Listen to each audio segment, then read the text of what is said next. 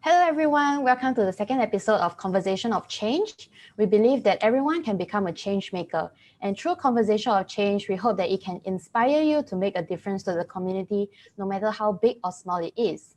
Today, we have three gentlemen from different walks of life to share about their common mission on mental wellness. First, we have Onchen and Sutat, both holding senior executive positions, and they have initiated the movement called YOLO 2020. We also have a gentleman, Jared, who works full-time in Caregivers Alliance and a participant of YOLO 2020. To get started, I'll let them share a bit about themselves first. So starting with Onchen. Hi Onchen, would you like to share a bit about yourself and how do you come about this idea of starting YOLO 2020? Thanks, Shermin. Well, what I do for work is I'm a storyteller. So I spend my days and nights telling stories, helping people tell their stories, whether it's in life or their companies or their families or friends. And that's what I enjoy doing.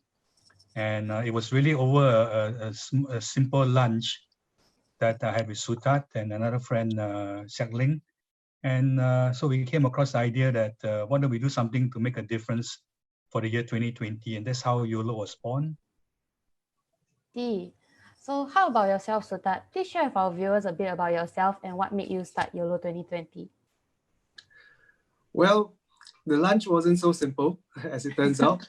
For myself, I'm extremely boring. I work in the finance industry, and for many years, once you finish your school and you start work, you get so caught up in the rat race or your career, or in financial markets, things just keep going on all the time. So it's a fairly high stress environment, and you don't always have a lot of time to think about other things. Along the way, though, I have been quite fortunate when I have had some time and opportunities to give back. Spend a bit of time with charities and Caregivers Alliance. I happen to also be the chairperson for that, to be able to help in this particular initiative. So when Wanchen and another friend of ours got together and came up with this idea, we thought, hang on, it's if we were to make something different in 2020, what could we do to be inspiring? What could we do to actually bring more people on board beyond our own personal interest and passion? And that was in a way how YOLO 2020 was born. I have to make one comment though. Right behind me is a mountain. So for those of you who may know these things, it's actually Mount Kinabalu, the tallest mountain in Southeast Asia. And that was something born out of that lunch, where I ended up at some stage with Wanchen on his 10th expedition up Kinabalu. And for me, where my colleagues still laugh at me today, they know me as someone who lives 7 minutes walk from the office, who drives to work, someone who never takes the internal stairs in the office but takes the lift. And somehow, out of imposture and plausibility, I made it up the Mount Kinabalu. And maybe at some point, hopefully later this year, we will be able to do that trek to Everest that we hope for. I see. So, and lastly, Jared, could you share a bit about yourself and how are you involved in YOLO 2020? Hi everyone, my name is Jared. I'm the Head Ops and Partnerships of Caregivers Alliance Limited. When I first came to know about Caregivers Alliance Limited, that's CAL for short, I was actually attending the training that was conducted by them for caregivers of persons with mental health issues. And so I've been caring for my sister with major depression and anxiety disorder for quite a long while. And when I chanced upon the training program that was conducted by CAL, I immediately joined the program, and I felt so benefited from it so much that I became a volunteer for CAL, training other caregivers, and subsequently joined CAL as a full-time staff. So when Sutat first talked about this YOLO 2020 campaign, climbing to Everest Base Camp, I was very excited. I immediately raised my hand and say that I would really want to join in. I recall during one of my conversations with other caregivers, I did share that caregiving journey, caring for someone with mental health issue is really like climbing a mountain. The journey is difficult, the journey is tiring, it's long, it is almost never ending. You go up, you come down, and you keep going and you keep going and keep going. even when you reach a summit, you might actually cross one summit and then you actually have to keep going and reach another summit. So it is really like a roller coaster ride, in when you're caring for someone with mental health issue. And so I find this campaign very meaningful, and I want to strongly advocate for mental health. I see. Thank you for your story. So we have been constantly mentioning YOLO 2020, but some viewers might not be very familiar with what YOLO 2020 is about. So maybe could you kindly share with us what this initiative is all about? Maybe one should? Yeah. Yeah, I can quip in. Maybe a bit of background. YOLO for many of us, especially the younger generation, stands for "You Only Live Once." Yeah. And so we use that tagline to drive our mission for 2020. And 2020 being such a significant number, we thought the combination of YOLO and 2020 would be a good call to action and make a difference for all of us to do something that can make a difference for people's life. And so we thought that doing something very spectacular like going to base camp or Everest Base Camp together with YOLO 2020 was going to be a fantastic opportunity to go there to make a difference. I see. Well, actually, YOLO 2020, to our surprise, in 2019 when we got together, the URL wasn't taken. So it was actually very handy and convenient to be able to get the URL sorted. But YOLO 2020 as well, in essence, is a combination of a few organizations who are either involved in the area of mental health, such as CAL, which works on caregivers, or those who are actually supportive of mental health causes that have together with the staff and friends come together. So actually, we were originally scheduled a good almost 50 of us, which would be the largest contingent of Singaporeans making a trek to Everest Base Camp, led by our Everest man himself, Khoo Swee Chow, who has been up and submitted at least twice, amongst other things. Wow. And that was actually to happen in late April, early May this year. But as you know, 2020 has turned out to be even more special than what most people have envisaged. As a result of that, we are hoping that the two teams, which comprise of staff and friends of Accenture, Caregivers Alliance, NCSS, under the auspices of Beyond the Label movement, Deutsche Bank, SGX, and AIC would be able to do it in September and November later this year physically. Everything's still up in the air. We are not sure.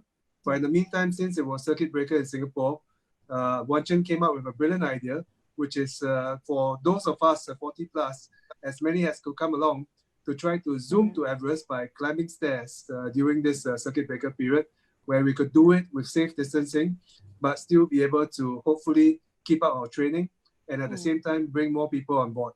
So that's what we've all been doing. And I think collectively, the 18-20 of us have done in the last few weeks, almost 75,000 floors.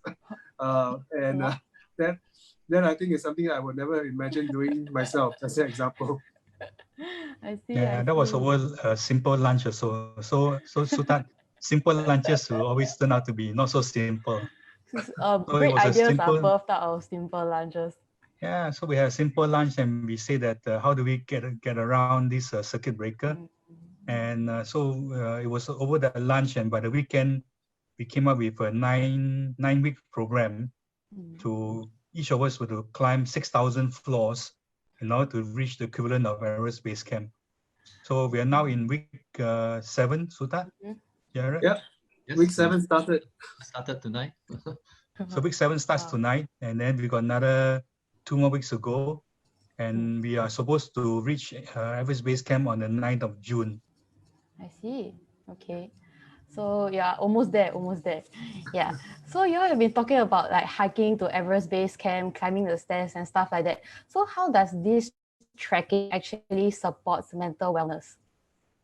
Well, let me give this a short swim in. I think maybe if we roll back just a little bit on what the issue about mental health and mental health awareness, what we're campaigning for, is really about. A lot of people may not realize, but almost 1 in 8 Singaporeans are actually potentially suffering from mental health issues over the lifetimes. It could be permanent. It could be something that, is genetic. It could be schizophrenia, etc. Or it could be anxiety. A lot of kids get it in school, facing exams. It could develop into something else. Peer pressure, stigma in school, bullying, all those things happen. In the workplace, you get a lot of stress, depression. Yes. And in the last couple of months, with the displacement of regular activity, people not being able to go to work, do what they accustomed can do, cooped up at home with home-based learning, etc. Mental health issues are really, really all around us. But if you think of the numbers, 1 in 8 Singaporeans, there's a staggering number of almost 300,000 Singaporeans who could have a transient or permanent mental health issue. And here's the really scary thing.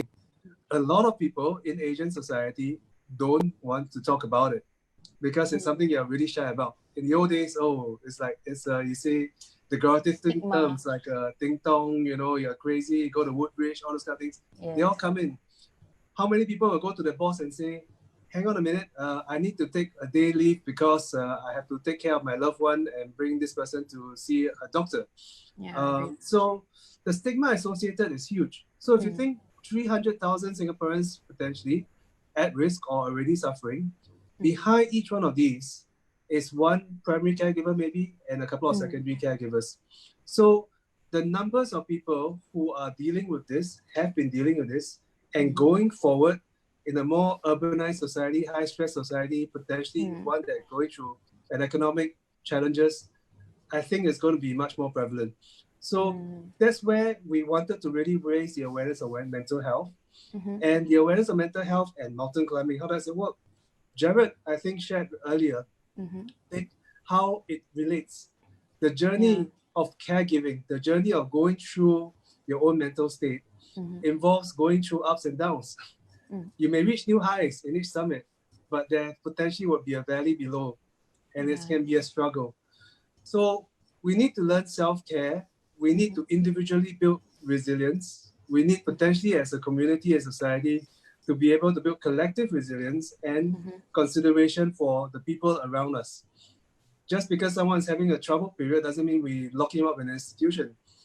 A lot of people exist in and around us can do with a friendly helping hand or a smile on the face rather than a stare and ostracizing.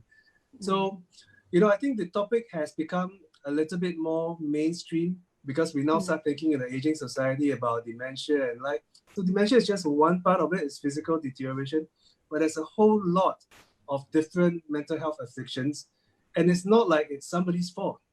It's like if you catch a cold, nobody blames you, right? But the stigma, I think, for mental health is significant, and therefore the resilience, the going through trying to build your own self-care, going through trying to build your own self-discipline, and translating that through mountain climbing in a way, well, base camp isn't really mountain climbing, was something that we thought was a good way to capture that theme. And we're happy that 40 over Singaporeans are coming together with their organizations to actually try to raise awareness collectively for a very important cause. I see. Speaking about stigma, you mentioned about how there's stigma towards mental health. So could you share about why do you think there is a stigma associated with it? So Jared, you actually have a sister that suffers from major depression. Maybe you can share with us, why do you think there's a stigma associated with mental health? I think when we talk about stigma of something, it's usually because we do not understand what it is, or we do not know enough, or we know all the wrong things about, in this case, mental health. I think since when I was a kid, when I was growing up in my neighborhood, there were many people who were actually mentally unsound. And we always, our parents, our neighbors, we will always call them nicknames, and we will call them all kinds of things and all the negative things. And when we grow up, when we watch the news or we watch the TV and even media and so on, we always get the wrong impression because the people are always talking bad about them. And so this becomes a vicious cycle, right? When society thinks that people with mental illness should be put away, people with mental illness are really just lazy or have behavioral problems or are just not behaving the way they should be, it actually causes all the way, goes all the way down to the person who is mentally ill himself or herself. and they themselves start to stigmatize themselves, that, I think if society sees me in this way, I must be, I must be something as what they have described. I must be bad, I must be lazy, I must be no good, I'm bad karma, whatever. So then this perpetuates within the family, the caregivers themselves, the families, and then it goes back into society. So it's one vicious cycle. I think for many years, even as my family, we didn't even talk about this issue at all. When my sister had started having mental health problems or symptoms, all right, we didn't acknowledge that these were mental health issues. We just brush it off. We usually just say that it must be something that is just a kind of feeling that will go away. We totally ignore it. We didn't seek help. And by the time we really, seek medical help, it was kind of quite late, quite many years down the road. And that usually affects really the whole treatment process, the whole recovery process, right? But so I think stigma perpetuates from self, the family, and also society at large. That's why I think this campaign to raise mental health awareness is very important. Each time we come for a session like this, each time we go and walk, we go and exercise, we train, or during the actual walk itself, I mean the climb to EBC itself, we want to share, we want to tell everyone that mental health is not so scary. Mental health is something that is a brain disease. It is a illness that may affect anybody. And so many people around the world are also having it. So we need to talk about it. We need to be open about it. Right? And yeah. So that's why we're talking about it. And I'm very glad that we have this session, and hope that people will get to understand more about mental health and want to find out more. We shouldn't brush away the topic of mental health, because there are many people around us that actually do suffer silently, and it's a great way to actually bring awareness to such mental health issues. So moving on, you're actually talking about a lot of mental health like problems and stuff like that, and there are also many mental wellness initiatives out there. And I personally, from what I experienced, is that all these mental wellness initiatives wholly focus on the people that has mental health conditions. However, from what I see from YOLO 2020, your target beneficiaries also include caregivers. So can you share with us, like, why do you choose to emphasize raising awareness for caregivers as well? So Tat, would you like to answer that? Yeah. So maybe if I just add on one point earlier to what Jared shared, and he said a lot of things which are really important, but there's something in society, in traditional society, that doesn't like weakness, and we tend to blame when people don't understand, and when people feel inadequate, where they don't know how to deal with a situation. It's always easier to blame, and sometimes even the type of religious sort of thinking. What Jared mentioned earlier very briefly was, oh, is it bad karma? And unfortunately, a lot of people end up feeling not just struggling with their condition, but they end up being blamed. They end up feeling that they've done something wrong. And that just compounds the issue altogether. But, in the societies we live in, it can be very high stress. Anxiety is something that we deal with from time to time, but left and prolonged, it becomes a bigger challenge, and it could become a more persistent condition. So, it can be as simple as that. But when it becomes, hey, how come you are struggling with this? Your brother, your sister, your friend, your cousin, they can all get on with it. They can still do well in their exams.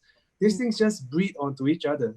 And I think the kind of overall religious karma kind of aspect of it really adds on to the stigma. And that's why a lot of people just don't want to talk about it. And if you have an issue and you don't talk about it and you stay inside, it's not going to make it better. Yeah. So the caregivers are actually very important in this process. And let me explain why.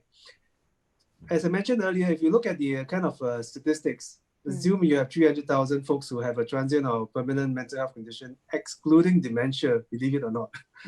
And some of them could really be struggling, incapable of actual work. So those will be very serious conditions. Others may be able to do certain sort of basic tasks and be able to manage themselves. But we all know they're not 100%. So if you're not 100%, you will need minimally some kind of emotional support. If not, you will need physical support in some instances. And from time to time, if you happen to miss a medication and so on, it could be an emergency. So what tends to happen? Caregiving is not something you do. This afternoon, I took my dad to the hospital to consult a doctor.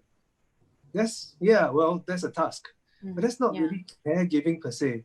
If you're caregiving for someone who's in depression, who's schizophrenic, who suffers from a number of these different challenges, it's day in, day out, night in, night out. It doesn't necessarily go away. It could become more serious. There could be a lapse back. It could be okay today. It could be not okay tomorrow. So what happens if you're a caregiver? If you're a caregiver, the stress, the burden on you, and I'm not just talking about the potential economic consequences if you can't also do a full-time job, you have to do a part-time job, etc., etc. The burden emotionally on you is huge. Fortunately, in Singapore context, I think our mainstream media is quite good at not reporting a lot of very tragic instances that happen from time to time. But we do see them. You hear and you read, and sometimes in the press, of double suicide. Why does that happen? Double suicide happens when an elderly caregiver who's been spending his or her whole life thinks that they really cannot manage anymore themselves, which means they also have a mental health challenge. And they don't know what to do because the loved one cannot fend for himself or herself. And it leads to that kind of a tragedy.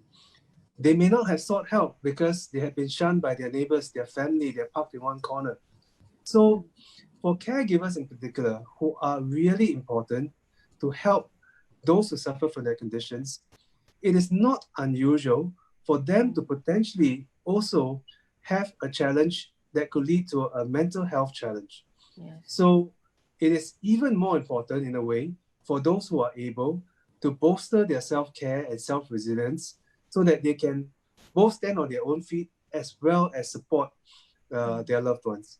And to the extent that there's a community of caregivers where they can mutually share, they can mutually learn, they can express and let out the grief and the pain and the challenges that they face, those outlets are actually very useful. And that's a part of the training as well as a part of the causes that the Caregivers Alliance do to try to help educate, inform, develop self-care techniques, build resilience, and have peer-to-peer support. And without this, the caregiving journey, which is unending, can be a huge burden. And you really don't want the potential vicious cycle that could come about from having to care for a loved one. Yes, definitely, I agree. Add on here from the perspective of caregiver, I think in Singapore, there are many organizations, hospitals, institutions caring for someone with the mental health issue. But really, in terms of caring for the caregiver, there hasn't really been any organization, agency that's actively looking at that, right? And why is it important to care for a caregiver or even support them? I think being a caregiver myself for many years, I really, found myself sort of at a loss. What to do? What can I do to support my sister? My sister had this condition, she's under treatment. What else can I do?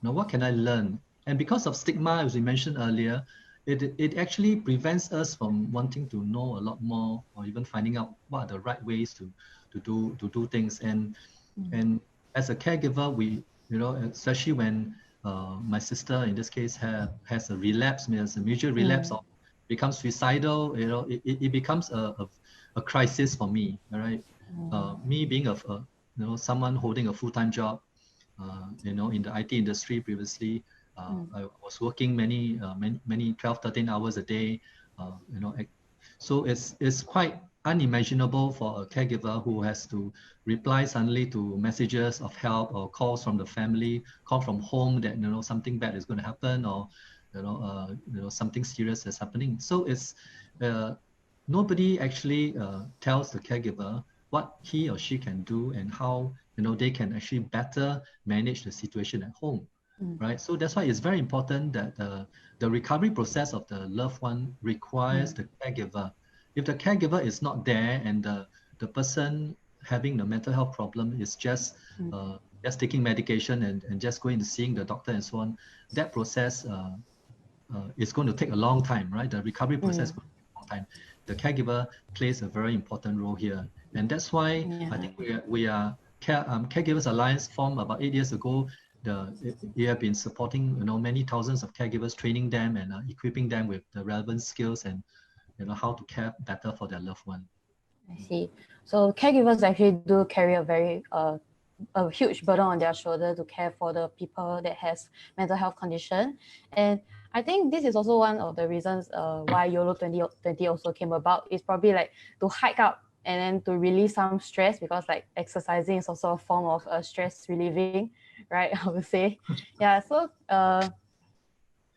moving on, right? Since Anshan has been quiet for a long time, maybe we'll get Anshan to answer some questions. So as a trekking enthusiast, right, how do you bring your passion, you brought your passion of trekking and made it into a movement to raise awareness about mental wellness. So what kind of advice can you give to the youths who like to do similar things as you? Well, I guess when you go hiking or climbing, many people see it as a one-off event. So you go to Everest Base Camp, you reach base camp, and then it's over. And I think that's where we need to realize that for people with mental health challenges, it's a lifelong challenge. So they face a new mountain every day. Every morning when they wake up, it's a new challenge for them. So really my encouragement for this movement is for participants or people who believe in the movement to see that don't stop at one. So for those who are going later this year to Everest Base Camp, don't stop there. And I guess that's why I've climbed Mount Kinabalu 10 times, and Sutat, you still got another 9 more to go. Yeah, in good time. Slowly. Every time I go up Mount Kinabalu, I bring up a different team, and it was really an honor to bring Sutat up so that he can experience his first big mountain. And Kinabalu is not small; it's almost half the height of Mount Everest at 4,001. So she's a big mountain. And I think if I can speak on Sutat's behalf, when I saw him reach the summit, I think it was an awesome achievement. And I hope that he's been beaten by the summit bug, that he will want to go summiting again. And I think that's really the challenge with YOLO 2020. As we go on this journey, we want to be motivated to help other people reach the summit. And it doesn't mean that whether you have any disabilities or whether you have mental health challenges, you can't. It takes time, it takes training, it takes perseverance, it takes a mindset change, but nothing is impossible. And one of my taglines is always to tell people that you always need to believe. If you believe enough, you'll get there. May not be sooner, could be later, but you'll still get there. And I hope that YOLO 2020 will persist on beyond this year, that next year, 2021, 2022, we always will remember that YOLO 2020 is always the beginning, and there's no end to it. You just keep on facing the challenges.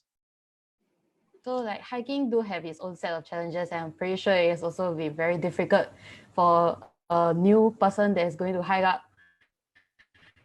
So you feel like you want to give up and stuff like that. Like, how do you deal with it? Maybe Sutat can share with us your experience first, since you said that you have a very sedentary lifestyle last time. Yeah, so I don't know what Wanchan went when he said he thought it was an honor to help me get up to Kinabalu, because I was probably a dead weight. Plus, I'm glad he had that great view of me when I finally submitted, and I expressed all those great emotions just now, because I can say that when I was up there at 4,000 at probably 5:30 in the morning, I don't think I felt anything at all because I was totally numb. But no, it's really about life in general, really. Leaving YOLO 2020 aside, each of us, we just have to continue, and in our own way, like what you guys do and make the change. If we take each best foot forward, then you'll be surprised how far you can go. And Sherwin, I'll come back to the point you made earlier. In this circuit breaker period, it was very disorienting for a lot of people, myself included. So as I start having my laptop at home, sounds like a great idea, but it means that I'm on video conference calls from 6 in the morning to 11 at night. with no breaks. I don't go for lunch. I don't step out, get some air, and etc. etc. So, you know, maybe I'm just more compulsive that way. But for others who don't have the luxury of having a separate study like me, it's tough to manage all the stuff going around with their kids, etc. So it's a big challenge. So when we had the circuit breaker, or even just before the circuit breaker, where over the very simple lunch, we came up with some complex ideas. This particular YOLO 2020 Zoom to Everest idea became a really great thing because it forces us, and the team is able to mutually encourage each other. We meet once a week on Zoom, where some of us will be doing stairs, some of us will be running outdoors, indoors, etc. But along the way, every day of the week, we see the different folks who are logging their activity, and it encourages us to just keep taking that next step. I can tell you, as this circuit breaker period started, I wasn't very fit at all because my training for Everest Base Camp stopped the moment, oh, cannot travel anymore. So it was so easy to backslide and just kind of like, oh, just put it all down, right? So there are some on our team who are extremely disciplined. And since the start of training for May or April departure, they have not just accomplished great fitness, they have also lost a lot of weight, which is, you know, if you do this and you can lose a lot of weight, this can actually be a good selling point. But step by step, I didn't wake up one day and suddenly be able to do 300 floors a day. That's nuts. I hate running. I don't run 1.5 kilometers and then I go, oh my God, what's this about? Oh, I reached Maxwell Market. That's food. That's good, right? But now Motivation. I do 8-9 kilometers. I do 200 floors and it's okay because it's a step at a time. And it's just like life. You take the best foot forward. You do what you can with what you have. And if you're able in a position to help someone else, it's a blessing. So, you know, I think each of these little things, as you do, you take the walks, you do the runs, you actually self-discover a lot. When I was up going on the way to Kinabalu, I shared this with Wanchin and the team as well. It wasn't so much my fitness levels. It wasn't so much about how I managed to survive 4,000 meters. It was none of that at all, but it was the discovery about myself. What motivates me? Why do I be in such a rush? Can't I taste myself? Do I need to be at the front? Can I just smell the roses a little bit? Hey, you know, it's good to have a friend alongside you on a dark morning like this overnight. So all those things are things that are important in life. Like sometimes we forget in the mad rush as we go through.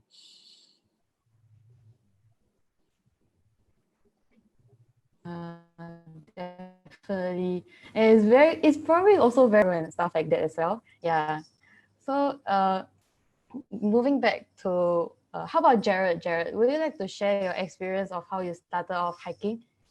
Yeah. Is it a new thing to you or is it something very different or is it usual?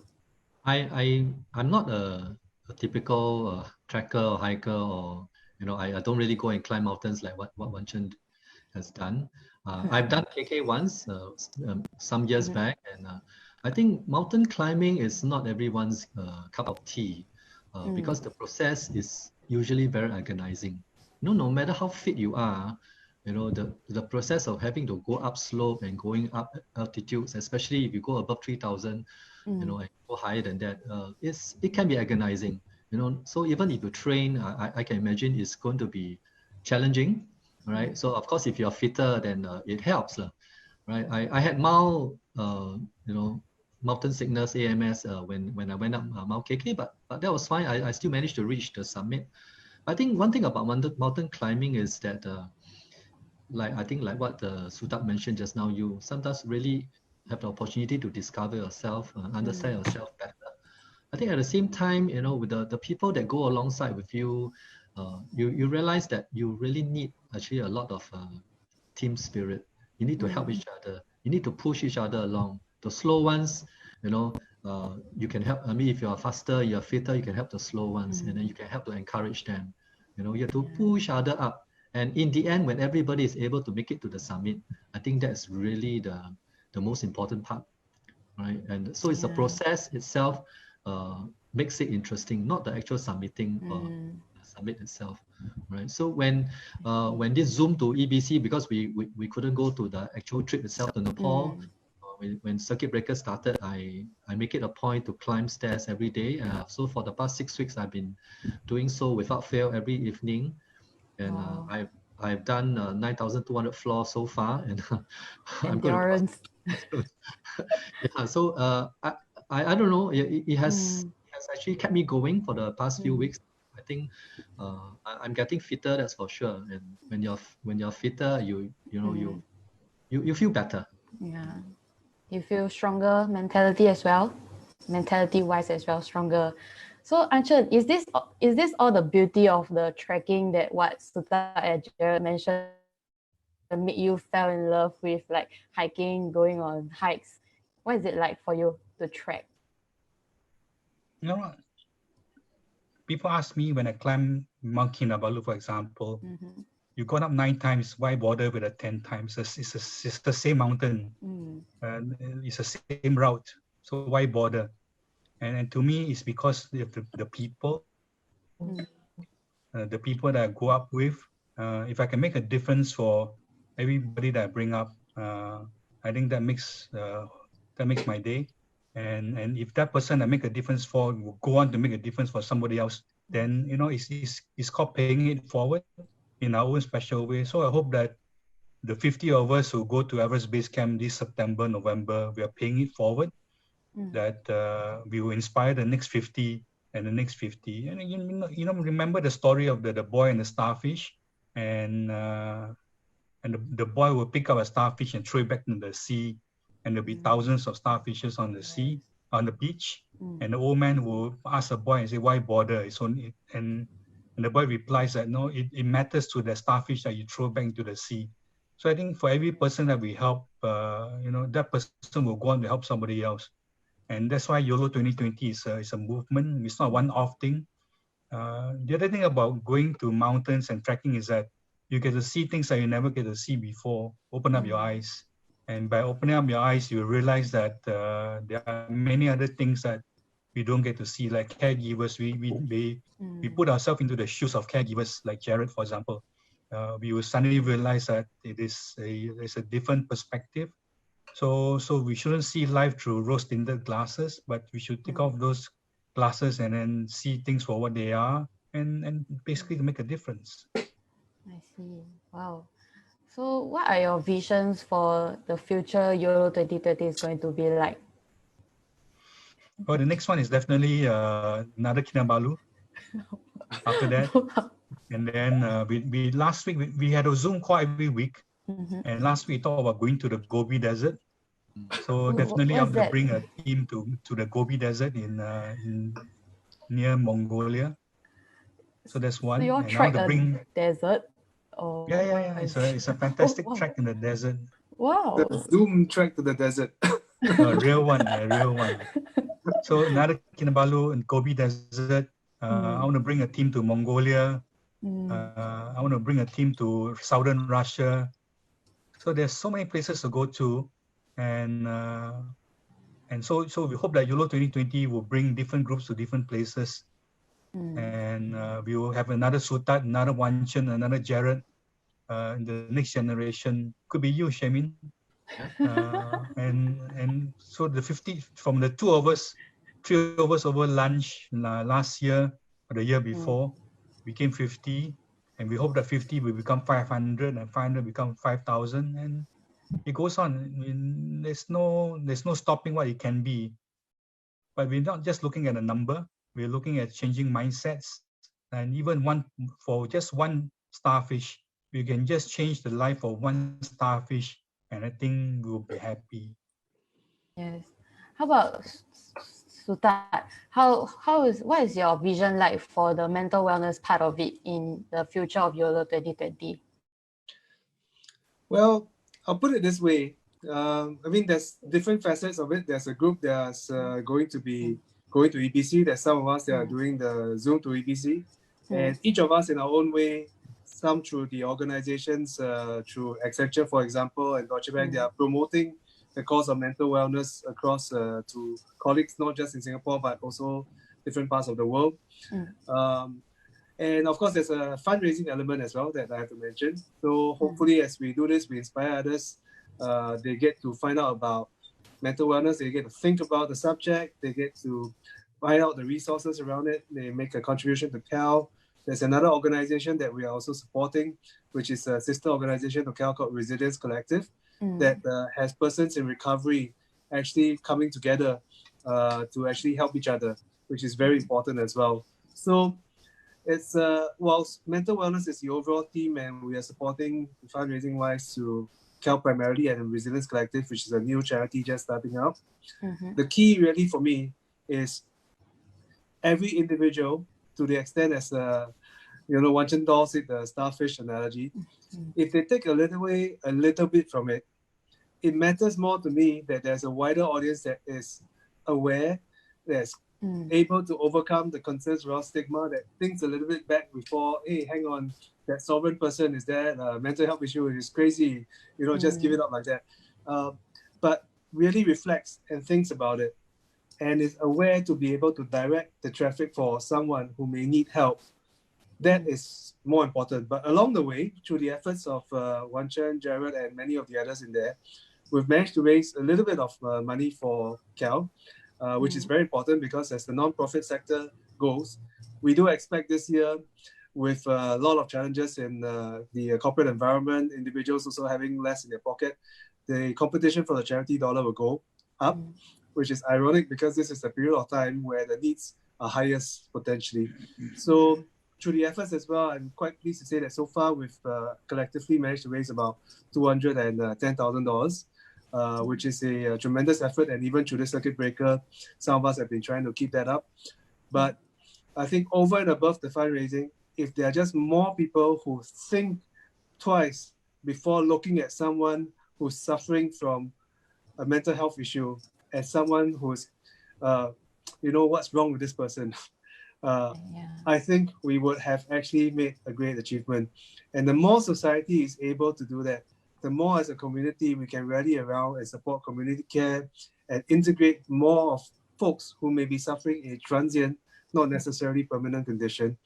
And, as the way the world is going right now, with the challenges in the economy, I think there's going to be a lot more need for society and community self-help beyond just relying on corporate donations or governments to write the check because they get it from taxpayers anyway.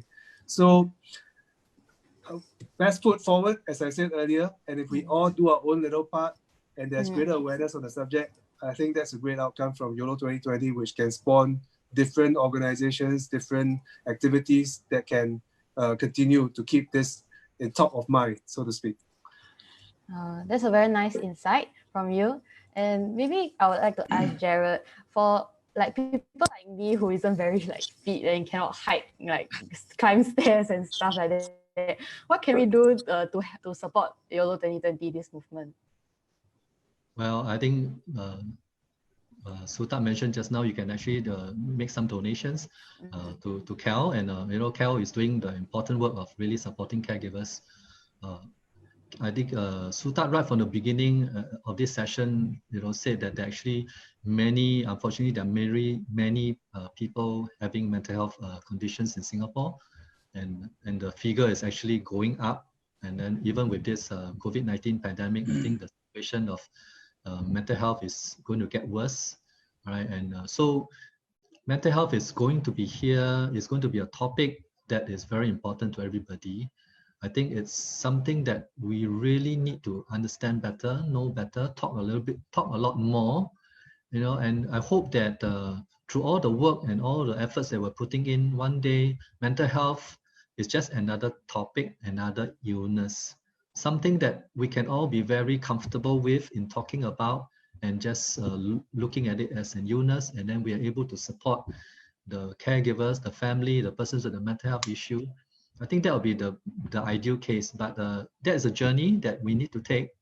All right, so it's really something that if any of you out there watching us right now, and if you are a caregiver, I just want to share one thing, that mindset is very important.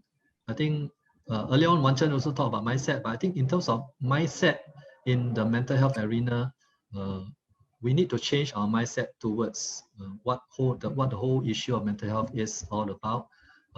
Even as a caregiver, I need to change my mindset as what caregiving is all about.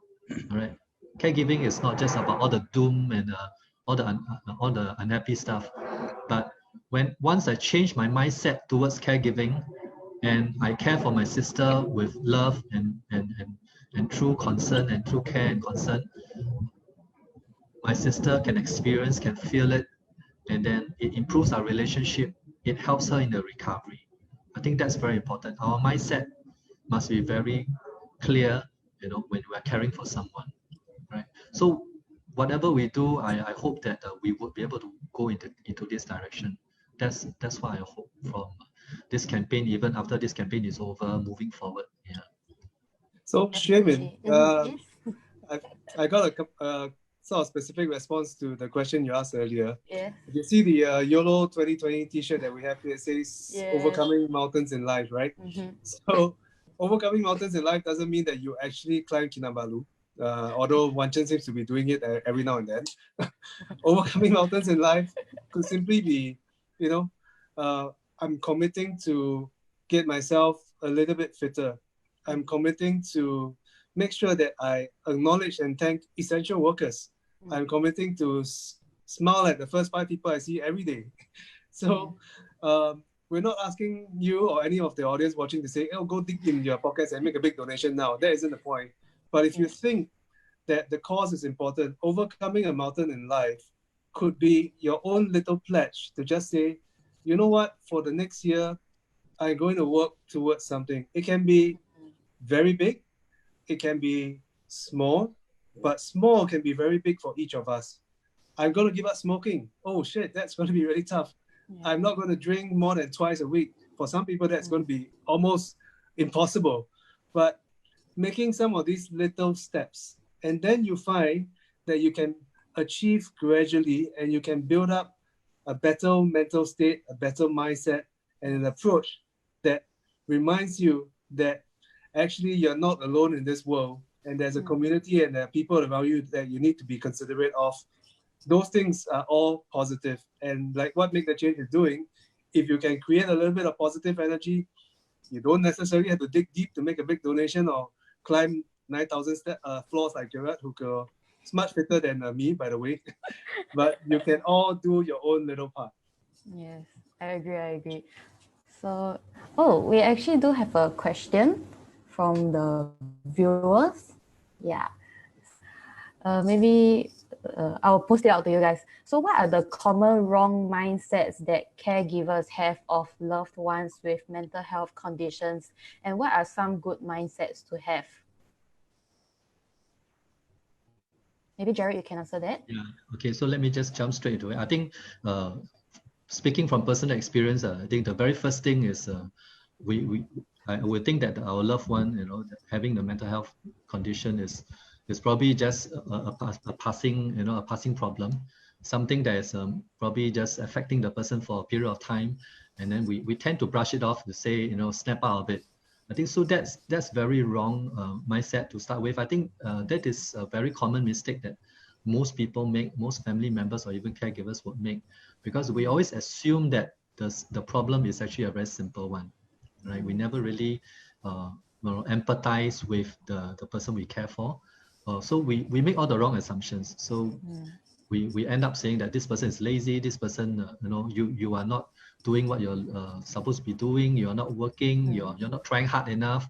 So all the negative blames that you can put onto this person, so those are the wrong mindsets that we usually end up, doing it. And then we usually attach shame to it as well. We cannot tell people. We tell people about it, then people will look at us from a different light. And then if the other relatives know about it, they will talk about it and so on. So a lot of this kind of very embarrassing, negative kind of mindset towards our family members, I think that those are very damaging actually to the loved one. Yeah. Okay.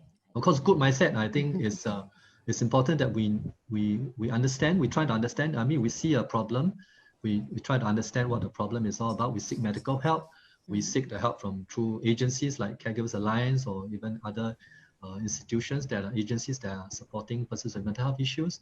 The more we learn, the more knowledge that we have, the more we are better able to understand the problem better, communicate better, empathize better, and then be able to care better.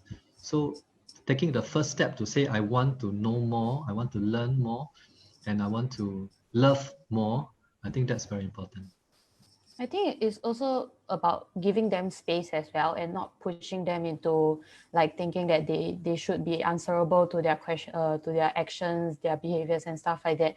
So like I've actually learned that if you have friends or family members that have like mental health problems and they are like shying away from you, you shouldn't be probing them about it, but giving them some space and stuff like that. Do you think it's also something that we should be doing as well? There's no one size fit all kind of situation. It's not just a magic pill that you just pop in and everything goes away. It differs from family to family, situation to situation.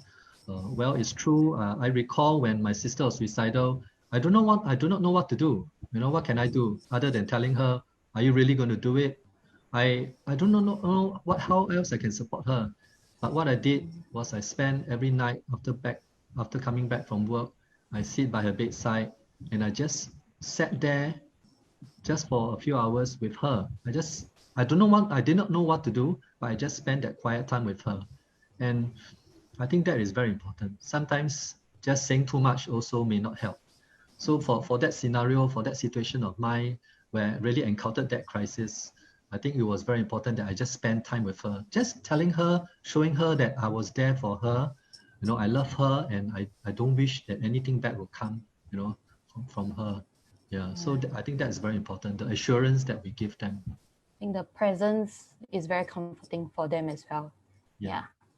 So, okay, I think we are almost time. It's 8:54 already. So maybe, Wan-Chen, maybe you want to wrap up this talk by giving your last message to viewers, especially to youths, on how they can support YOLO 2020 or what they can do to support their own passion or beneficiaries.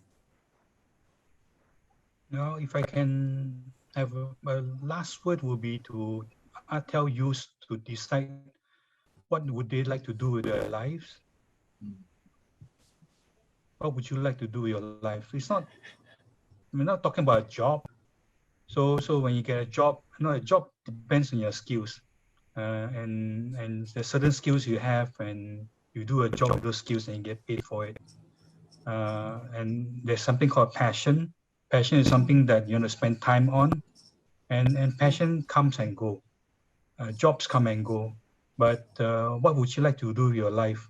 I think that's one question that every person, especially youth, need to ask themselves, because you have only one life. Whereas you can have many jobs, you can have many passions or interests, but there's only one life, and what would you like to do with it? And I think if you have made that decision, answer that question, then you have made a difference. Well, I would add to that. I think it's really useful advice from Wan-Chen, and really for all of us. Unfortunately, for some of us, including myself, I still have at the tender age of 48, very little clue about what I actually would want to do in my life. So, it's not going to be easy for everyone. But what I have learned in these 48 years or so is that whilst I may not have a clue and I don't have a perfect crystal ball, and I'm still self-discovering a lot of things about myself along the way, is if you try to put your best foot forward, then you can potentially be overcoming mountains big and small. If you do try to think not just only from your perspective and yourself, then the world is a much bigger place, and there's a lot more that you can actually learn and get from it. So, for youths of today, I hope you're thinking the world is your oyster, but it's not for you to eat it up. Maybe you might want to think about how you can create more oysters out there for others as well. Yeah, that's a very valuable insights. So we have definitely learned many valuable insights on how with passion we can make a change. And thank you for your time. So it has been a really great talk with you guys. So for our viewers, If you'd like to know more about YOLO 2020, you can actually visit their website at www.yolo2020.com. You can also pledge on their website what we like to do to raise awareness about mental wellness. And if you'd like to further support their initiative, you can also donate to their giving.sg page or purchase their products from our Design for Good website. All the relevant links are also shared in the comment section of our Facebook Live. So do show your support. And we have come to the end of our conversation of change. Thank you for tuning into our live, and we hope that we can see you on our next one. Thank you and have a pleasant evening. Bye-bye.